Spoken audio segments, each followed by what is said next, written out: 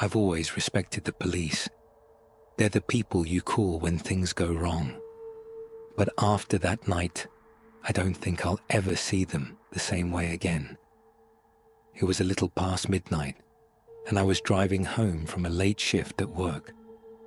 My route took me down a long, empty stretch of road, the kind with no streetlights and nothing but woods on either side. The radio was off, and the only sound was the hum of my tires against the asphalt. I wasn't scared, just exhausted. Then I saw the flashing red and blue lights in my rearview mirror. I wasn't speeding, but I pulled over anyway, rolling down my window as the patrol car stopped behind me. The officer took his time approaching my car, his footsteps crunching on the gravel. When he finally came into view, I felt an immediate sense of unease. His uniform was correct, badge and all, but something about his face was off. His eyes were dark, almost hollow, and his expression was completely devoid of emotion. "License and registration," he said flatly. I handed them over, watching as he studied my ID for longer than necessary. He didn't ask where I was coming from or where I was headed, just stood there, breathing heavily. Then he leaned in slightly. "Sir, do you know there's someone in your back seat?" Every hair on my body stood on end. My stomach dropped as I twisted around to look. The back seat was empty. I turned back to the officer, my pulse hammering. "There's no one back there," I said, my voice unsteady. The officer didn't react. He just stood there, staring at me. The silence stretched on until I couldn't take it anymore. "I think I'll be going now," I said, reaching for my ID. But the officer didn't hand it back. Instead, he took a slow step backward, still holding my license. "You should drive straight home," he murmured, "and don't stop for anyone." Then, without another word, he turned and walked back to his car. The second he got inside, the cruiser did a sharp U-turn and sped off into the darkness, its lights disappearing over the hill. I sat there stunned. I don't know what possessed me to check my back seat again, but I did. I reached a shaking hand over and flipped on the dome light. That's when I saw it. Pressed into the condensation on the rear window was the outline of a hand, a large hand. I didn't think. I floored it. I don't remember much of the drive home, only that I didn't stop at any lights or signs. I kept checking my mirror, half expecting to see someone sitting behind me, grinning. When I finally pulled into my driveway, I threw the car into park and bolted for my front door. I locked it behind me, every light in the house going on. I checked every room, every closet, every shadowed corner. Nothing. I barely slept that night. The next morning, I went outside to check my car. My hands were still trembling as I opened the back door. Nothing was there. No footprints, no signs of forced entry. But the condensation on the inside of the window was gone, and so was my license. I never got it back.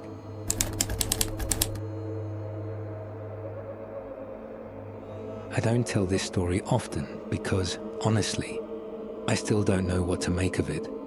But every time I see a police cruiser parked on the side of the road at night, I get this sick feeling in my stomach. It happened about 5 years ago when I was driving home late from a friend's house. It was around 1 a.m. and I was taking a back road shortcut through a quiet suburban neighborhood. The street was empty, the houses dark, and the only sound was the low hum of my car's engine. Then I saw the flashing red and blue lights in my rearview mirror. My stomach dropped. I wasn't speeding, I was sure of it, but I pulled over anyway. The squad car rolled up behind me, and I watched in my mirror as the door opened. But no one got out. I waited, expecting an officer to approach my window, but nothing happened. The car just sat there, lights flashing. I checked my mirrors again. The driver's side door was open, and I could just make out the silhouette of someone sitting in the front seat, but they weren't moving. A weird, creeping sensation crawled up my spine. Something felt off.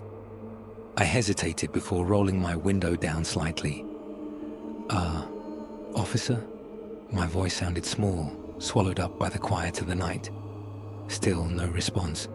I checked my phone. No service. Great. Something about the whole thing felt wrong. My gut was practically screaming at me to go, so I did. Slowly, I pulled back onto the road, watching the squad car in my mirror. It didn't follow me. The lights just kept flashing, illuminating the empty street. I thought about reporting it, but what would I even say? Hey, a cop pulled me over and then didn't do anything. It sounded ridiculous, but then things got worse.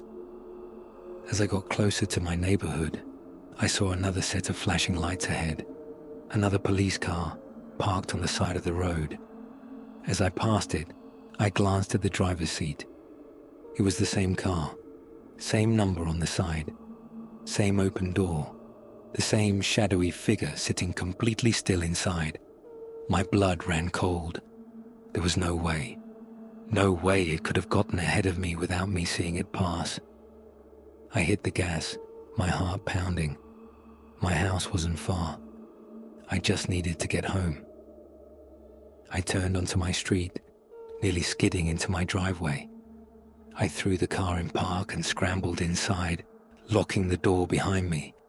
My hands were shaking so badly, I could barely press the buttons to call 911.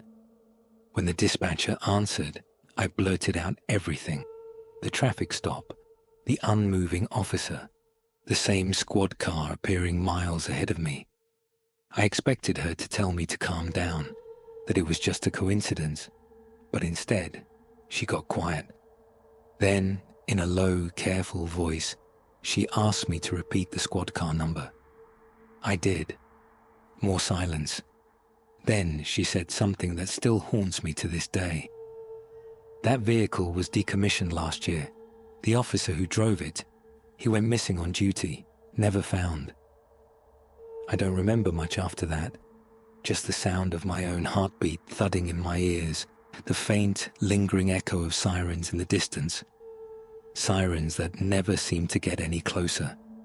To this day, I don't know what I saw that night, but sometimes, when I'm driving alone late at night, I swear I still see those flashing lights in my mirror, and every time, I refuse to look back.